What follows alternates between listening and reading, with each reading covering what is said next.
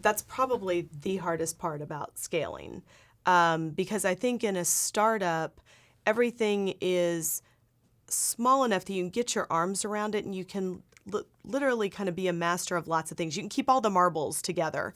But as you start to scale, you bring in other experts, and quite honestly, you have to get out of their way, and you almost become more just the guidelines.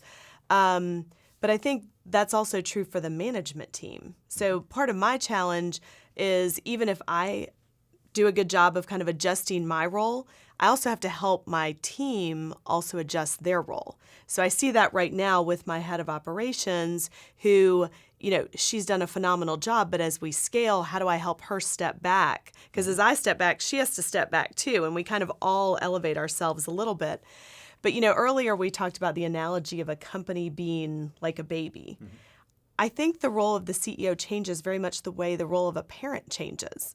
And I have a 12-year-old right now, so I'm sort of living the middle of that. I realized he's in 7th grade, and I realized that he's literally in the middle. He's in the middle of middle school. He's in the middle of his education. And when I think about what my role was when he was a baby, he couldn't survive without me, right? I mean, he couldn't have gone more than an hour without me. But over time, I have to not only step back and allow him to make mistakes, try some things, find out something's not comfortable, which is really hard because you want to jump in and fix it. Right.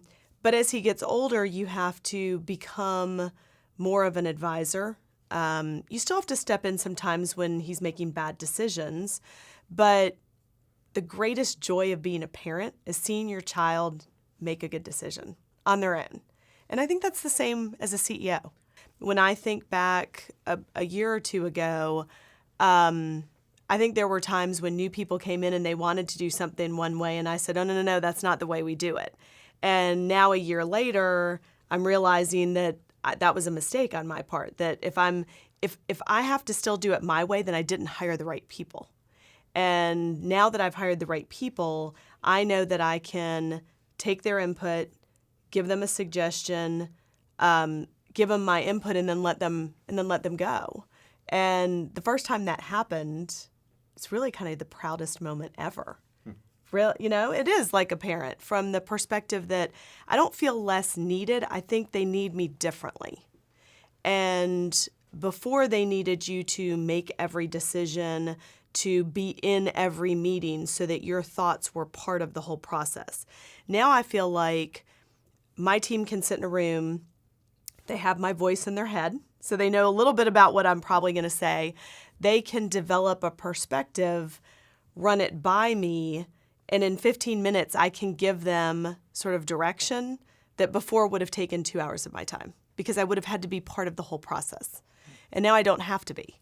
But I'm not less needed. I think the need is still there, but my role is different. And it allows them to grow. It allows me to grow. And it's honestly, if I don't do that, the company won't grow, because I'm not scalable.